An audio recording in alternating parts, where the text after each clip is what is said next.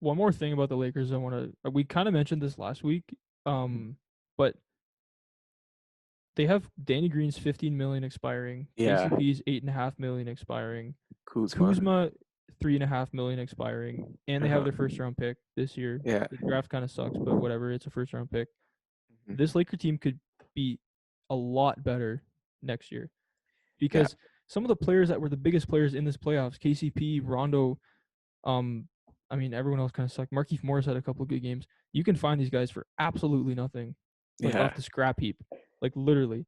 And like, what's that Horton Tucker guy? I don't even He's know a his name. Like rookie. he could easily play 15 minutes a game for them next year or whatever and be decent. Oh, and he also has trade value. Remember, he's a rookie that just won a Yeah, championship and has playoff experience. Like, yeah, he's worth at least something, you know what I mean? So, yeah. like, combining Kuzma, combining that first round pick, combining Taylor Horton, and combining Danny Green, I'm just going to say Buddy Hield is going to be like a lock for this Lakers team. And the reason I say that is because you need to re-sign Fox, you need to re-sign Bagley. You have Harrison Barnes, 22 million on a 3 year. You have to re-sign Holmes because he played great at Mm-hmm. the center spot, and you have to re-sign this summer Bogdanovich. Mm-hmm. That's a lot of money. That's gonna the Kings are gonna come up for, and they have the 13th pick.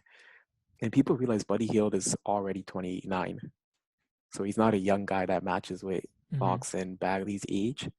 And a team that's looking for salary cap, you get Kyle Kuzma, you get a first round pick, you get Danny Green's 15 million expiring.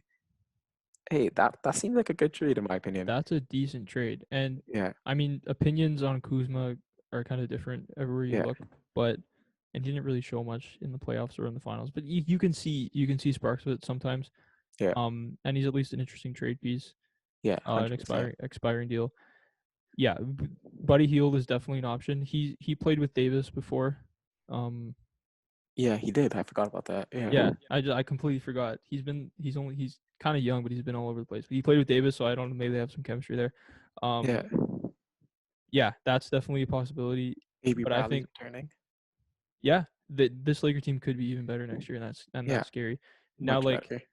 record wise, they might be like Yep, not quite as good because of the weird season it's going to be in LeBron and his age and rest. everything. But Yeah, when it comes to playoff time, they could be even better, and that's crazy. I think. yeah.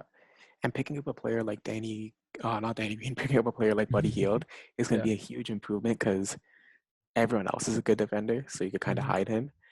And someone like Buddy Hield could get you easy like 16, 17 Oh my points god, consistently, which easily. they did not have Like other than LeBron and Davis, obviously.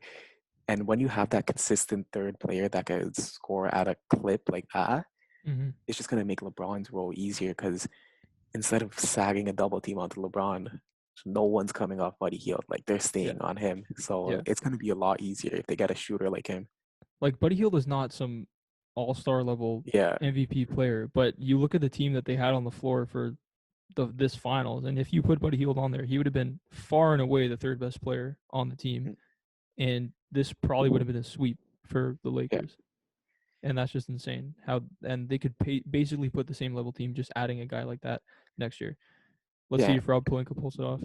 And people don't realize that there are those guards that can play like defense and shoot. So much of them are in the trade market right now, with Drew Holiday being like the number one option, Victor Yeah. Oladipo being the second option, Mm-hmm. Eric Bledsoe being like the third option, and then Mm-hmm. Buddy Hield being like the fourth option. That's why I gave Buddy Hield to the Lakers because I think those other three will get bigger and better trade offers. But if three teams already trade for those other guys, there's not going to be that much of a market for a Buddy Hield type player, and the Lakers could sweep in and get their third star. Yeah. We'll see.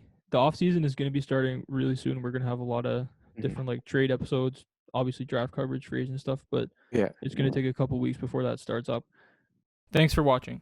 Listen to the Stretch the Floor podcast on Apple, Spotify, or wherever you get your podcasts, and follow us on Instagram.